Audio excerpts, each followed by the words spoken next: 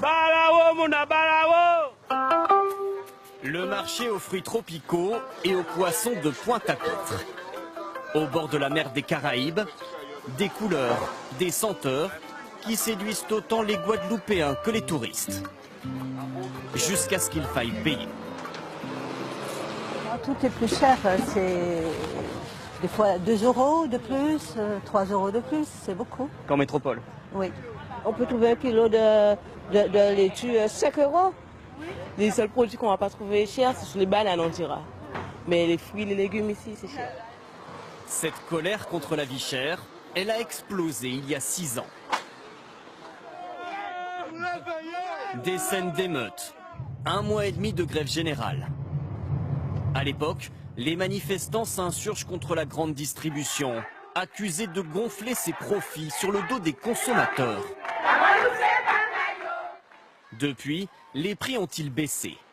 Pour le savoir, nous avons comparé les étiquettes entre 2 supermarchés de la même enseigne.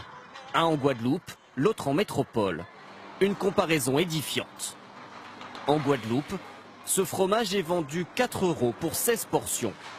En métropole, c'est seulement 2,24 €. Une différence de 79%.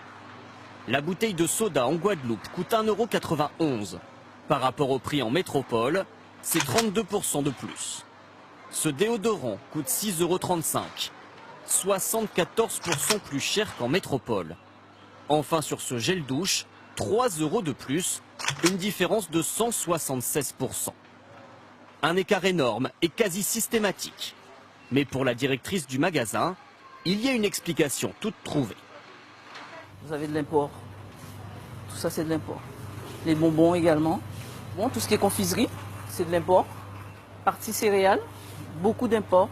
Beaucoup d'import, tout ça. 80% des articles vendus ici sont importés de métropole.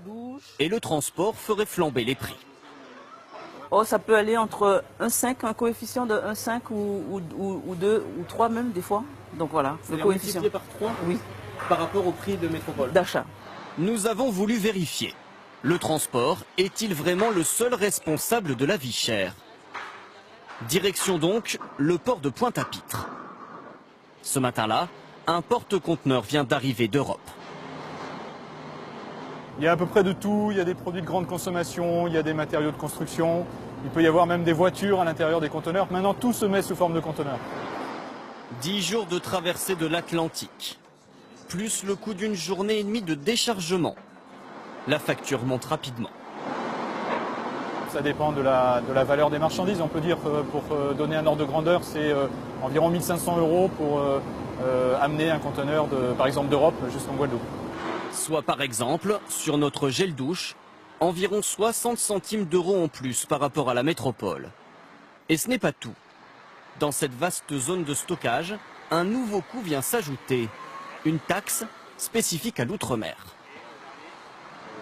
Avant d'être chargés sur les camions, tous ces produits sont taxés. C'est ce qu'on appelle l'octroi de mer, un impôt dont le taux peut atteindre 25% sur des produits comme le café, la farine ou la confiture.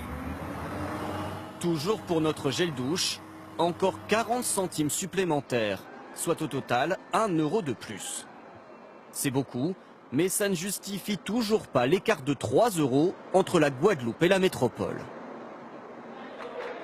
En 2009, le leader de la grève, Elie Domota, dénonçait les marges de la grande distribution.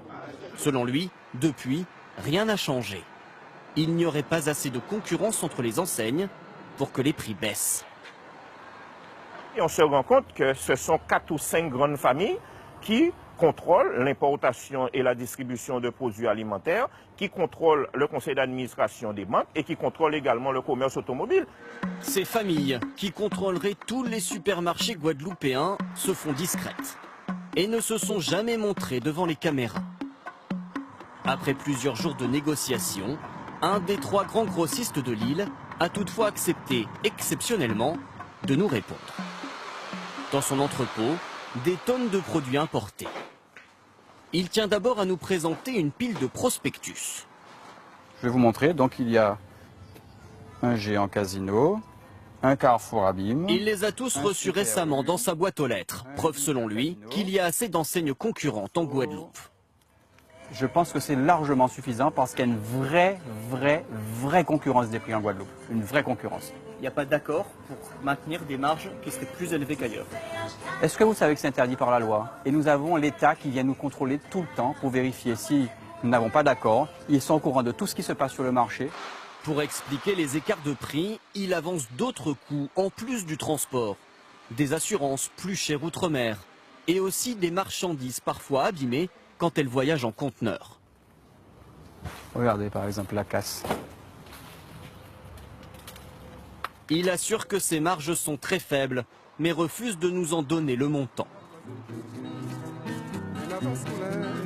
Ces 12 derniers mois, l'autorité de la concurrence a pointé ces prix élevés en Guadeloupe. Elle a infligé de lourdes amendes pour abus de position dominante à des sociétés installées aux Antilles, notamment dans les produits laitiers et la téléphonie.